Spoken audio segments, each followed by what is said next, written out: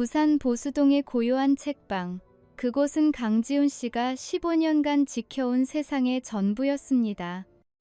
그 평화로운 오후, 아내 윤서연 씨가 너무나도 평온한 목소리로 그의 세상을 무너뜨렸습니다. 여보, 우리 그냥 이 결혼 이대로 유지해요. 대신 서로 간섭하지 말고 각자 원하는 행복을 찾아요. 그 말에 지훈 씨의 세상은 소리 없이 무너졌습니다. 분노도 슬픔도 아닌 차가운 침묵이 그를 잠식했죠. 15년의 세월이 먼지처럼 흩어지는 순간 그는 아내의 눈에서 미안함이 아닌 잔인한 해방감을 보았습니다. 그리고 결심했습니다. 이것은 끝이 아닌 자신이 법칙을 정하는 잔인한 복수극의 시작이라고. 아내의 제안은 자유가 아닌 남편이 설계한 지옥의 문을 여는 열쇠가 되었습니다. 지훈은 아무 말 없이 고개를 끄덕였지만 그의 고요한 눈빛 뒤에서는 이미 거대한 폭풍이 시작되고 있었습니다. 모든 비극에는 전조가 있기 마련입니다. 강지훈 씨의 고요했던 삶에 드리워진 불행의 그림자 역시 아내의 그 충격적인 제안이 있기 2달 전부터 희미하게 모습을 드러내고 있었습니다. 처음에는 아주 사소한 변화였습니다. 15년간 집과 서점 외에는 큰 관심이 없던 아내 윤서연 씨가 갑자기 미술 세미나에 다니기 시작한 것이죠. 일주일에 한두 번이던 외출은 어느새 서너 번으로 늘어났습니다. 저녁 식탁에서 마주 앉아도 그녀는 더 이상 그의 이야기에 귀 기울이지 않았습니다. 오늘 단골 손님이 아주 오래된 시집을 찾아왔는데 당신 생각이 나더라. 예전에 당신이 좋아했던 시인. 아, 그랬어? 미안, 잠깐만. 중요한 연락이라서? 그 중요한 연락은 언제나 지훈 씨의 이야기가 끝날 때까지 이어졌습니다. 처음엔 대수롭지 않게 생각했어. 갤러리 큐레이터였던 사람이니 다시 예술에 대한 갈증을 느끼는 게 당연하다고. 무료한 일상에 활력이 된다면 좋은 일이라고 그렇게 스스로를 다독였지. 내가 너무 내 세상에만 갇혀 아내의 외로움을 보지 못한 건 아닐까 자책하기도 했어. 하지만 그녀가 자정을 훌쩍 넘겨 돌아오는 날이 잦아지면서 지훈 씨의 마음속에는 작은 불안의 가시가 밝히기 시작했습니다. 가장 이상했던 건 그녀에게서 풍기는 낯선 향수 냄새였습니다. 서점의 낡은 책 냄새와는 어울리지 않는 짙은 머스크 향이 섞인 강렬하고 값비싼 향이었죠. 그 향기는 마치 낯선 이의 침입처럼 그들의 공간 구석구석에 스며들었습니다. 늦었네. 오늘 세미나가 좀 길어져서 피곤하다. 먼저 씻을게. 그녀의 대답은 늘 짧고 무심했습니다.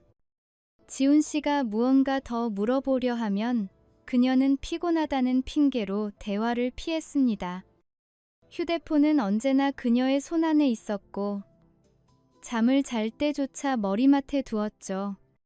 메시지 알림이 울릴 때마다 화면을 급히 뒤집어 가리는 모습은 그의 불안을 눈덩이처럼 불어나게 했습니다.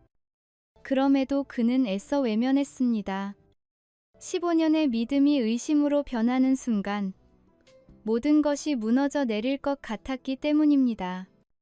하지만 운명은 그의 외면을 더는 허락하지 않았습니다. 비가 세차게 창문을 두드리던 어느 늦은 밤이었습니다. 그날도 서연 씨는 자정이 다 되어 돌아왔습니다. 아, 비가 너무 많이 오네. 흠뻑 젖었어. 당장 씻어야겠다. 그녀는 현관에 들어서자마자 욕실로 향했습니다.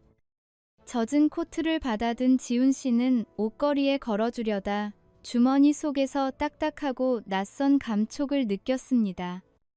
조심스럽게 손을 넣어 그것을 꺼내보았죠. 해운대에 위치한 5성급 호텔. 오션팰리스의 로고가 금박으로 선명한 검은색 카드키였습니다. 집 열쇠가 아니었죠.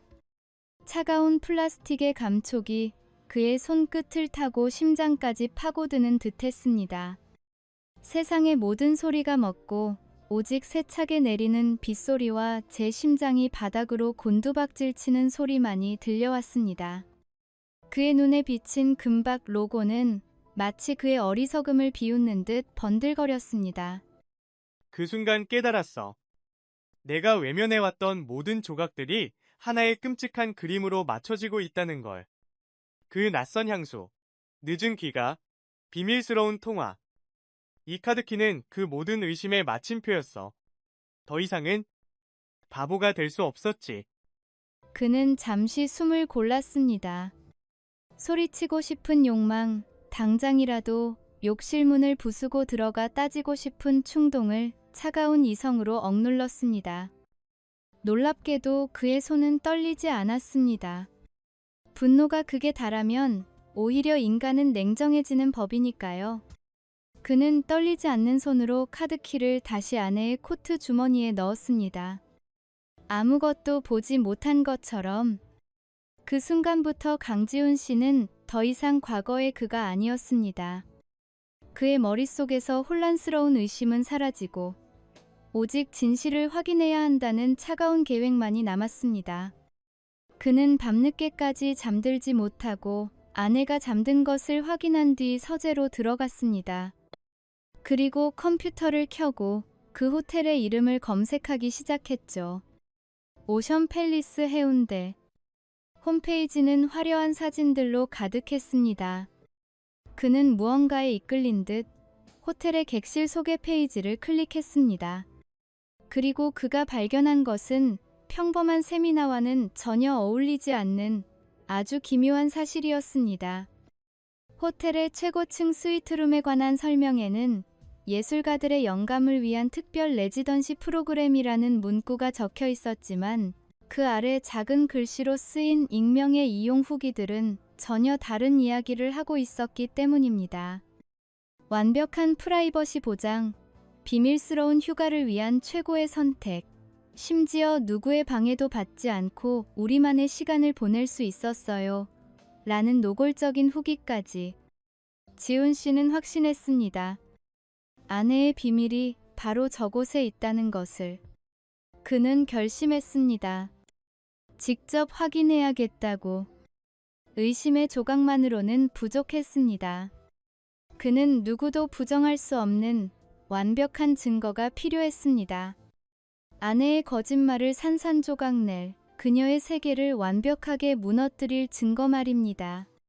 다음 주 토요일 강지훈 씨는 아내에게 아무것도 묻지 않았습니다. 미술 세미나에 간다며 평소보다 더 화사하게 차려입는 윤서연 씨의 모습을 그는 그저 묵묵히 지켜볼 뿐이었습니다. 그녀의 콧노래 섞인 목소리와 현관문을 닫는 경쾌한 소리가 집안의 정적을 깨뜨렸지만 그의 마음은 이미 폭풍전야의 바다처럼 고요했습니다. 오늘 좀 늦을 거야. 중요한 작가님이 오셔서 뒤풀이가 길어질 것 같네? 저녁은 알아서 챙겨 먹어요? 그래? 운전 조심하고. 아내의 차가 골목을 빠져나가자 그는 곧장 외투와 함께 미리 준비해둔 카메라 가방을 챙겨 들었습니다. 그의 차는 아내의 차와 일정한 거리를 유지하며 부산의 화려한 밤거리를 달렸습니다. 광안대교의 불빛이 바다 위에서 부서지고 해운대의 밤은 축제처럼 들떠 있었지만 그의 눈에는 아무것도 들어오지 않았습니다. 그의 세상은 오직 앞서 달리는 아내의 차, 그 붉은 후미등뿐이었습니다. 아내의 차가 멈춘 곳은 역시나 오션 팰리스 호텔의 발렛 주차장이었습니다. 그는 호텔 맞은편 2층의 작은 카페, 가장 구석진 창가 자리에 앉았습니다. 갓 내린 커피의 따뜻한 향기가 코끝을 맴돌았지만 그가 손에 쥔 것은 커피잔이 아닌 망원 렌즈가 장착된 차가운 카메라였습니다. 그것은 더 이상 사진을 찍는 도구가 아니었습니다. 진실을 겨누는 무기이자 심판을 기록할 눈이었습니다. 심장이 뛸 거라 생각했지. 분노로 손이 떨릴 거라고도. 하지만 이상할 정도로 차분했어. 카페 창밖으로 지나가는 연인들을 보면서도 아무 감정이 들지 않았지. 마치 내 이야기가 아닌 한 편의 연극을 관람하는 관객이 된 것처럼. 나는 그저 이 연극의 결말을 확인할 의무가 있을 뿐이었어. 얼마 지나지 않아 익숙한 실루엣의 윤서연 씨가 호텔 로비로 들어섰습니다. 그리고 곧이어 고급 세단 한 대가 멈춰서고 키가 크고 말쑥한 차림의 남자가 내렸습니다. 유명 건축가 박태민. 지훈 씨는 과거 아내의 졸업 앨범에서 그의 사진을 본 기억이 있었습니다. 자신만만함이 온몸에서 묻어나는 남자. 태민은 자연스럽게 서연의 허리를 감쌌고 서연은 기다렸다는 듯 그의 어깨에 머리를 기댔습니다. 남자가 그녀의 귓가에 무언가 속삭이자 서연은 소녀처럼 웃음을 터뜨렸습니다. 지훈이 지난 몇 년간 한 번도 들어보지 못했던 그런 해맑은 웃음이었습니다. 15년을 함께 산 남편에게서는 볼 수 없었던 너무나도 자연스럽고 행복해 보이는 미소였습니다. 지훈의 손가락이 움직였습니다. 찰칵. 차갑고 기계적인 셔터 소리가 그의 귓가에 울렸습니다. 마치 관뚜껑에 못을 박는 소리처럼. 두 사람이 엘리베이터 안으로 사라지는 마지막 모습까지 그는 놓치지 않았습니다. 이제부터는 기다림의 시간이었습니다. 1시간, 그리고 또 1시간. 카페 안에 손님들이 바뀌고 음악이 몇 곡이나 흘러갔지만 그는 시계조차 보지 않았습니다. 식어버린 커피는 그대로였습니다. 초조함은 없었습니다. 그저 시간이 흐를수록 그의 결심은 얼음처럼 더욱 단단하게 굳어질 뿐이었죠. 그는 창밖을 내다보았습니다. 세상은 여전히 아름다웠고 사람들은 웃고 떠들며 각자의 행복을 누리고 있었습니다. 하지만 그의 세상은 이 작은 카페 창문 안에 멈춰버렸습니다. 2시간이 지났을까? 두 사람이 다시 로비에 나타났습니다. 들어갈 때보다 한결 편안하고 노골적으로 친밀해 보이는 모습이었습니다. 박태민이 서연의 헝클어진 머리카락을 부드럽게 쓸어 넘겨주었고 서연은 아이처럼 웃으며 그의 팔짱을 꼈습니다. 태민은 작은 명품 브랜드의 쇼핑백을 그녀의 손에 들려주었고 서연은 그의 뺨에 가볍게 입을 맞췄습니다. 찰칵, 찰칵, 찰칵. 지훈의 카메라는 그 모든 순간을 그들의 위선적인 애정 행각을 충실하게 기록했습니다. 말보다 더 많은 것을 이야기하는 그들의 몸짓과 눈빛, 그 완벽한 증거들을. 이제 모든 증거는 그의 손안에 있었습니다. 그는 분노 대신 차가운 만족감을 느끼며 자리에서 일어났습니다. 이제 집으로 돌아가 이 연극의 다음 막을 준비할 시간이었습니다. 차로 돌아온 그는 혹시 모를 오류를 확인하기 위해 카메라 LCD 창으로 방금 찍은 사진들을 넘겨보고 있었습니다. 한 장 한 장 넘길 때마다 그의 표정은 더욱 차갑게 굳어갔습니다. 그러다 문득 호텔의 거대한 회전문 유리에 비친 반사된 이미지에 시선이 멈췄습니다. 그는 무심코 사진을 확대했습니다. 거기에는 호텔 입구에서 조금 떨어진 곳에 주차된 검은색 제네시스 G90 세단 한 대가 있었습니다. 그리고 운전석에는 우아하지만 얼음장처럼 차가운 실루엣의 한 여자가 앉아 마치 그처럼 호텔 입구를 지켜보고 있었습니다. 비록 얼굴은 흐릿했지만 지훈은 그녀가 누구인지 직감할 수 있었습니다.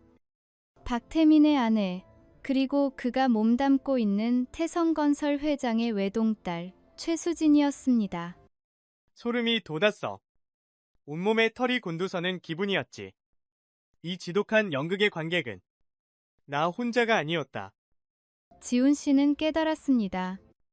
이 게임의 플레이어가 2명이 아니라는 것을. 그리고 자신보다 훨씬 더 강력하고 무서운 플레이어가 이미 판에 들어와 있다는 사실을 말입니다. 이것은 단순한 치정극이 아니었습니다. 어쩌면 그는 거대한 권력과 돈이 얽힌 더 위험한 게임의 한복판에 서 있는 것일지도 모릅니다. 그는 차갑게 굳은 손으로 운전대를 쥐었습니다. 이제 그는 집으로 돌아가 아내를 기다려야 합니다.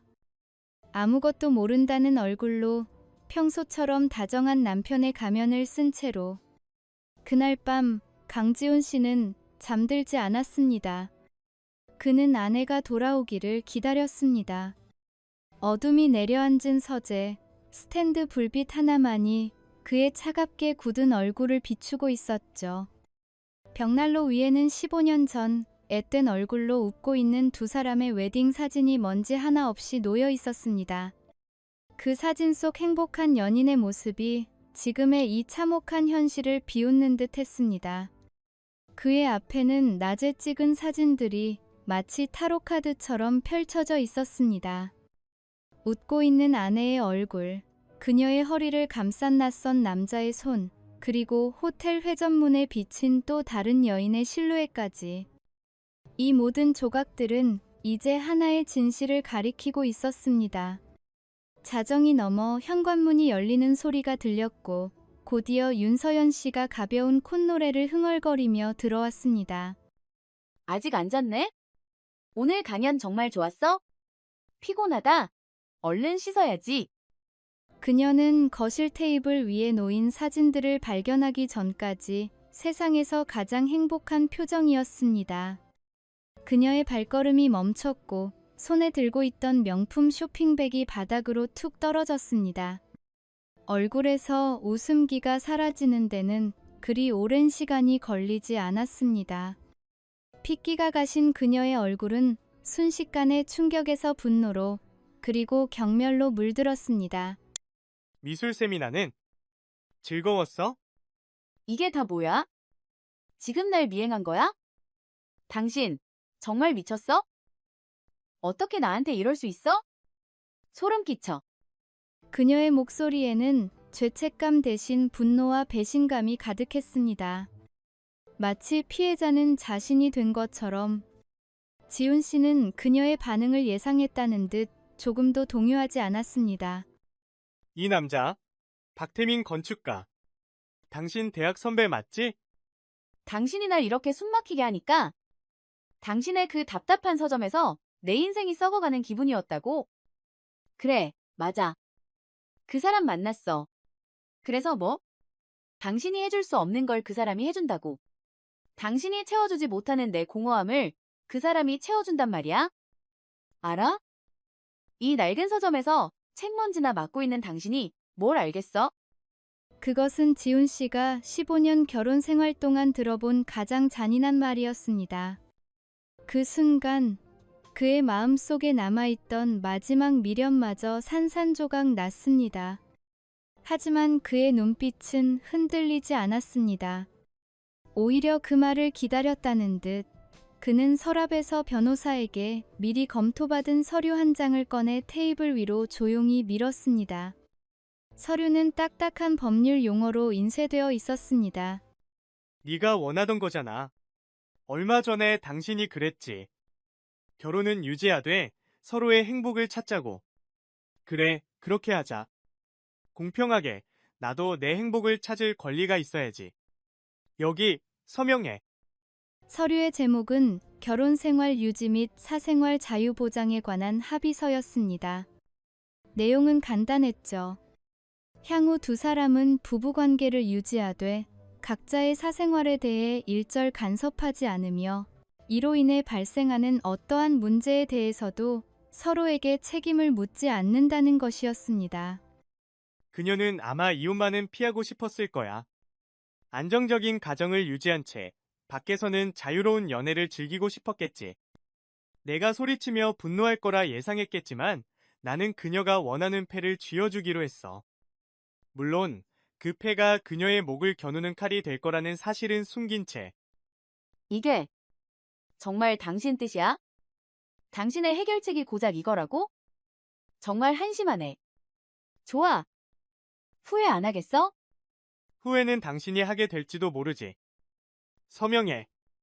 윤서연 씨는 망설이지 않았습니다. 오히려 이 모든 상황의 승자가 된 것처럼 의기양양한 표정으로 펜을 들었습니다. 그녀는 자신이 원하는 모든 것을 얻었다고 생각했을 겁니다.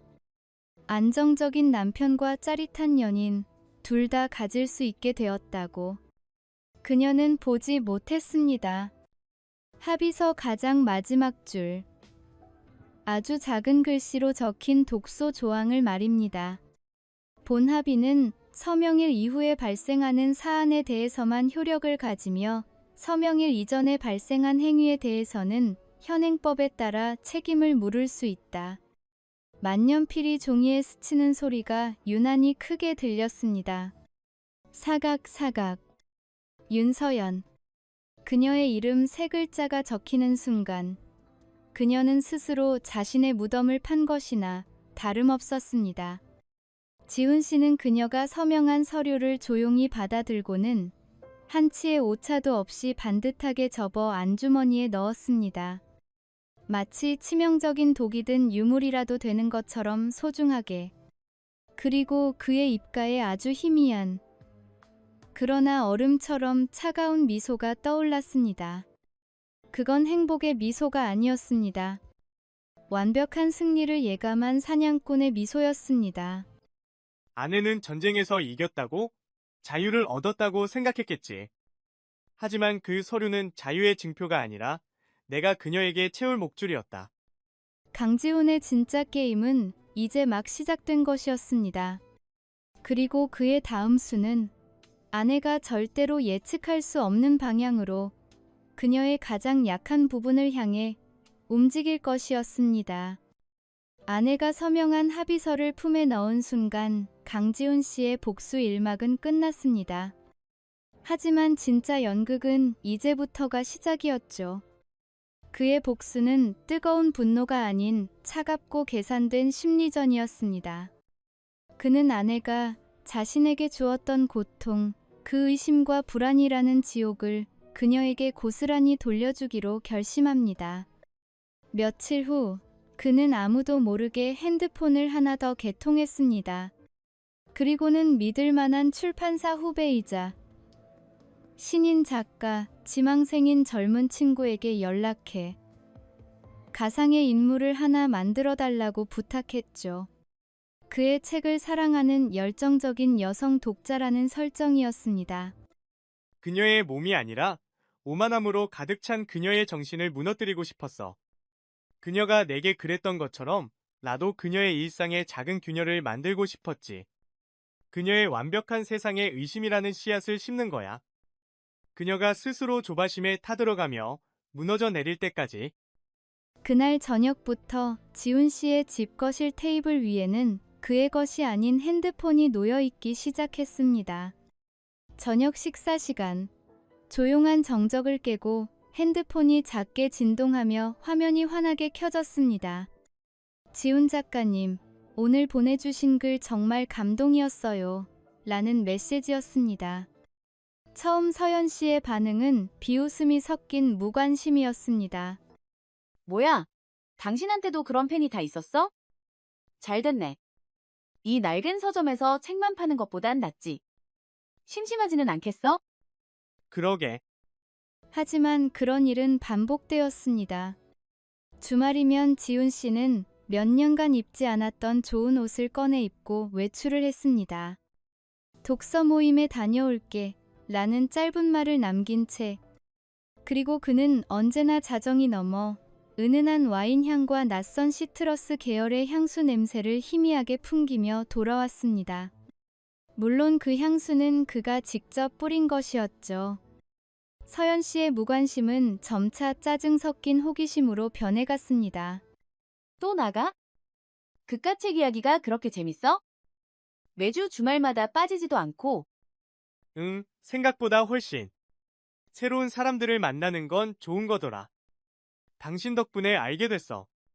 당신 덕분이라는 그 한마디에 서연 씨의 얼굴이 굳어졌습니다.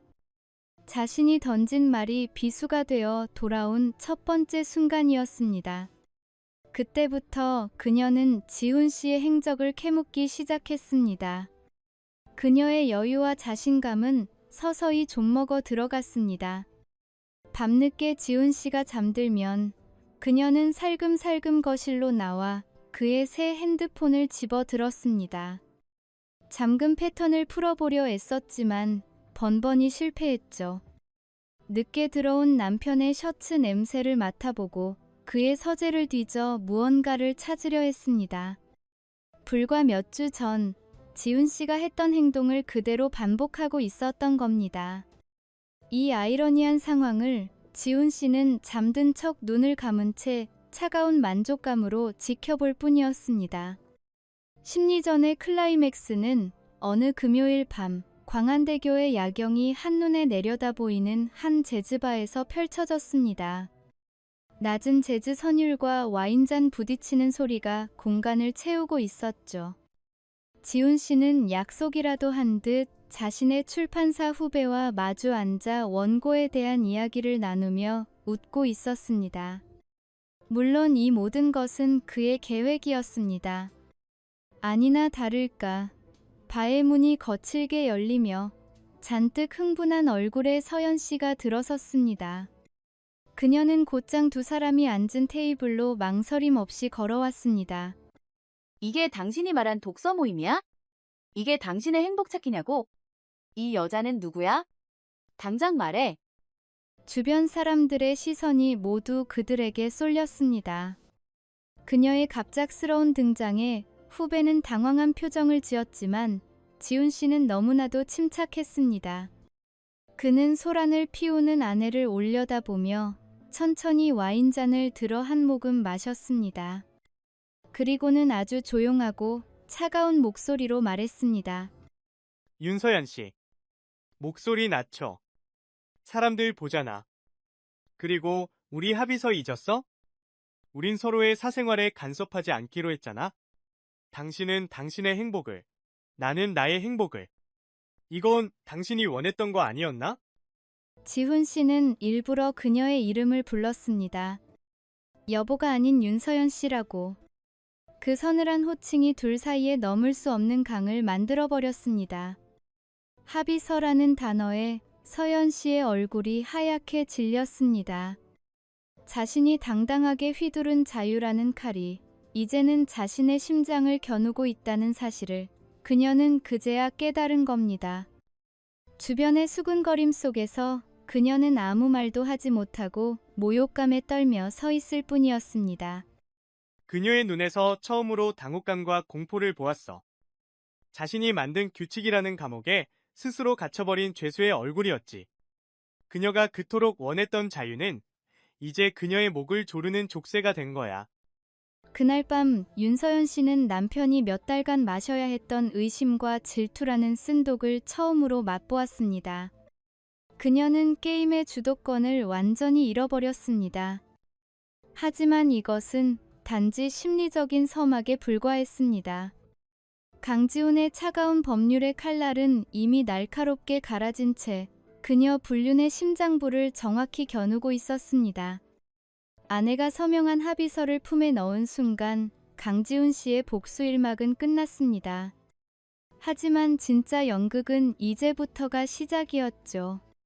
그의 복수는 뜨거운 분노가 아닌 차갑고 계산된 심리전이었습니다. 그는 아내가 자신에게 주었던 고통, 그 의심과 불안이라는 지옥을 그녀에게 고스란히 돌려주기로 결심합니다.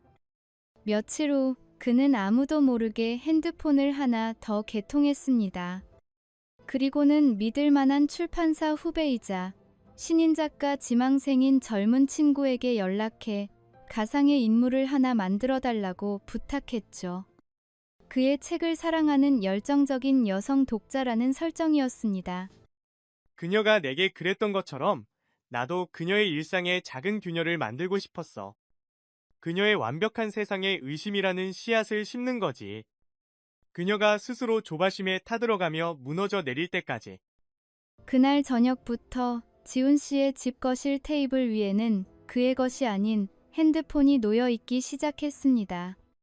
저녁 식사 시간, 조용한 정적을 깨고 핸드폰이 작게 진동하며 화면이 환하게 켜졌습니다. 지훈 작가님, 오늘 보내주신 글 정말 감동이었어요. 라는 메시지였습니다. 처음 서연 씨의 반응은 비웃음이 섞인 무관심이었습니다. 뭐야? 당신한테도 그런 팬이 다 있었어? 잘 됐네. 이 낡은 서점에서 책만 파는 것보단 낫지? 심심하지는 않겠어? 그러게. 하지만 그런 일은 반복되었습니다. 주말이면 지훈 씨는 몇 년간 입지 않았던 좋은 옷을 꺼내 입고 외출을 했습니다. 독서 모임에 다녀올게. 라는 짧은 말을 남긴 채. 그리고 그는 언제나 자정이 넘어 은은한 와인 향과 낯선 시트러스 계열의 향수 냄새를 희미하게 풍기며 돌아왔습니다. 물론 그 향수는 그가 직접 뿌린 것이었죠. 서연 씨의 무관심은 점차 짜증 섞인 호기심으로 변해갔습니다. 그녀의 눈이 집요하게 그의 새 핸드폰을 쫓기 시작했습니다. 또 나가? 그깟 책 이야기가 그렇게 재밌어? 매주 주말마다 빠지지도 않고. 응, 생각보다 훨씬. 새로운 사람들을 만나는 건 좋은 거더라. 당신 덕분에 알게 됐어. 당신 덕분이라는 그 한마디에 서연 씨의 얼굴이 굳어졌습니다. 자신이 던진 말이 비수가 되어 돌아온 첫 번째 순간이었습니다. 그때부터 그녀는 지훈 씨의 행적을 캐묻기 시작했습니다. 그녀의 여유와 자신감은 서서히 좀먹어 들어갔습니다. 밤늦게 지훈 씨가 잠들면 그녀는 살금살금 거실로 나와 그의 새 핸드폰을 집어들었습니다. 잠금 패턴을 풀어보려 애썼지만 번번이 실패했죠. 늦게 들어온 남편의 셔츠 냄새를 맡아보고 그의 서재를 뒤져 무언가를 찾으려 했습니다. 불과 몇 주 전 지훈 씨가 했던 행동을 그대로 반복하고 있었던 겁니다. 이 아이러니한 상황을 지훈 씨는 잠든 척 눈을 감은 채 차가운 만족감으로 지켜볼 뿐이었습니다. 심리전의 클라이맥스는 어느 금요일 밤 광안대교의 야경이 한눈에 내려다 보이는 한 재즈바에서 펼쳐졌습니다. 낮은 재즈 선율과 와인잔 부딪히는 소리가 공간을 채우고 있었죠. 지훈 씨는 약속이라도 한 듯 자신의 출판사 후배와 마주 앉아 원고에 대한 이야기를 나누며 웃고 있었습니다. 물론 이 모든 것은 그의 계획이었습니다. 아니나 다를까 바의 문이 거칠게 열리며 잔뜩 흥분한 얼굴에 서연 씨가 들어섰습니다. 그녀는 주변을 둘러볼 여유도 없이 곧장 두 사람이 앉은 테이블로 망설임 없이 걸어왔습니다. 이게 당신이 말한 독서 모임이야? 이게 당신의 행복 찾기냐고? 이 여자는 누구야? 당장 말해. 주변 사람들의 시선이 모두 그들에게 쏠렸습니다. 그녀의 갑작스러운 등장에 후배는 당황한 표정을 지었지만 지훈 씨는 너무나도 침착했습니다. 그는 소란을 피우는 아내를 올려다보며 천천히 와인잔을 들어 한 모금 마셨습니다. 그리고는 아주 조용하고 차가운 목소리로 말했습니다. 윤서연 씨. 목소리 낮춰. 사람들 보잖아. 그리고 우리 합의서 잊었어? 우린 서로의 사생활에 간섭하지 않기로 했잖아. 당신은 당신의 행복을, 나는 나의 행복을. 이건 당신이 원했던 거 아니었나? 지훈 씨는 일부러 그녀의 이름을 불렀습니다. 여보가 아닌 윤서연 씨라고. 그 서늘한 호칭이 둘 사이에 넘을 수 없는 강을 만들어버렸습니다. 합의서라는 단어에 서연 씨의 얼굴이 하얗게 질렸습니다. 자신이 당당하게 휘두른 자유라는 칼이 이제는 자신의 심장을 겨누고 있다는 사실을 그녀는 그제야 깨달은 겁니다. 주변의 수군거림 속에서 그녀는 아무 말도 하지 못하고 모욕감에 떨면서 있을 뿐이었습니다. 그녀의 눈에서 처음으로 당혹감과 공포를 보았어. 자신이 만든 규칙이라는 감옥에 스스로 갇혀버린 죄수의 얼굴이었지. 그녀가 그토록 원했던 자유는 이제 그녀의 목을 조르는 족쇄가 된 거야? 그날 밤 윤서연 씨는 남편이 몇 달간 마셔야 했던 의심과 질투라는 쓴 독을 처음으로 맛보았습니다. 그녀는 게임의 주도권을 완전히 잃어버렸습니다. 하지만 이것은 단지 심리적인 서막에 불과했습니다. 강지훈의 차가운 법률의 칼날은 이미 날카롭게 갈아진 채 그녀 불륜의 심장부를 정확히 겨누고 있었습니다. 진짜 파멸은 아직 시작되지도 않았으니까요. 몇 달 후 모든 폭풍이 지나갔습니다. 법원의 판결은 강지훈 씨의 완벽한 승리였습니다. 박태민에게는 상당한 금액의 위자료 지급 판결이 내려졌고 윤서연과의 이혼 역시 그녀의 유책 사유가 명백하여 지훈 씨에게 압도적으로 유리하게 마무리되었습니다. 한때 그의 삶을 송두리째 흔들었던 그 사건들은 이제 법적으로 종결된 서류 몇 장으로 남았을 뿐입니다. 사람들은 복수가 짜릿할 거라고 말하지. 하지만 내게 남은 건 통쾌함이 아니었어. 그저 길고 지독했던 열병을 앓고 난 뒤의 허탈함, 그리고 모든 것이 끝났다는 안도감뿐이었지. 지훈 씨는 위자료로 받은 돈을 온전히 자신의 공간 보수동의 낡은 서점을 위해 썼습니다. 어둡고 퀴퀴했던 공간은 더 많은 햇살이 들어오도록 창을 넓혔고 삐걱거리던 낡은 나무 바닥은 따뜻한 원목으로 교체되었습니다. 서점 한가운데에는 손님들이 편히 앉아 책을 읽을 수 있는 아늑한 소파도 놓였습니다. 묵은 먼지 냄새 대신 새로운 나무와 잉크 그리고 은은한 커피 향이 공간을 채웠습니다. 서점은 그리고 강지훈이라는 사람은 다시 태어나고 있었습니다. 어느 늦은 오후 그가 새로 들어온 책들을 정리하고 있을 때 서점 문에 달린 작은 종이 딸랑 하고 맑은 소리를 냈습니다. 문을 열고 들어온 사람은 윤서연이었습니다. 화려했던 과거의 모습은 온데간데 없이 그녀는 수척하고 지친 얼굴을 하고 있었습니다. 값비싼 옷은 구겨져 있었고 공허한 눈빛은 갈 곳을 잃은 채 서점 안을 헤맸습니다. 그녀는 한참 동안이나 완전히 달라진 서점의 모습을 그리고 그 안에서 평온한 얼굴로 책을 정리하는 지훈 씨를 바라보았습니다. 왜 그랬어? 왜? 이렇게까지 했어야만 했어? 지훈 씨는 하던 일을 멈추고 아주 오랜만에 그녀의 눈을 똑바로 마주했습니다. 그의 눈에는 더 이상 분노도 미련도 슬픔도 없었습니다. 그저 낯선 이를 보는 듯한 무심함만이 있었죠. 난 아무것도 하지 않았어, 서연 씨. 난 그냥 당신이 제안한 대로 했을 뿐이야. 각자 자신의 행복을 찾자고 했잖아. 기억나지 않아? 그는 새로 단장한 서점을 천천히 둘러보며 말을 이었습니다. 그리고 난 내 행복을 찾았어. 바로 여기서. 이 고요함 속에서. 그는 계산대 아래에 놓여있던 서류 봉투 하나를 꺼내 그녀에게 건넸습니다. 법원의 직인이 찍힌 이제는 완벽한 남남이 되었음을 증명하는 이혼 서류였습니다. 서연은 떨리는 손으로 그것을 받아들고는 아무 말 없이 돌아섰습니다. 딸랑 그녀의 마지막 퇴장을 알리는 종소리가 울리고 서점에는 다시 평화로운 정적이 찾아왔습니다. 진정한 복수는 상대를 파멸시키는 것이 아니라 그 사람이 망가뜨린 나의 세계를 더욱 견고하고 아름답게 재건하는 것임을 깨달았다. 나는 더 이상 배신당한 남편, 불쌍한 피해자가 아니다.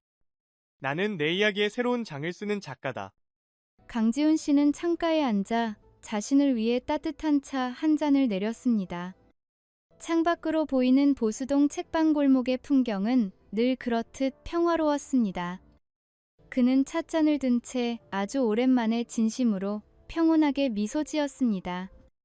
이렇게 한 남자의 길고 차가웠던 복수극은 막을 내렸습니다. 청취자 여러분, 오늘 이야기는 어떠셨나요?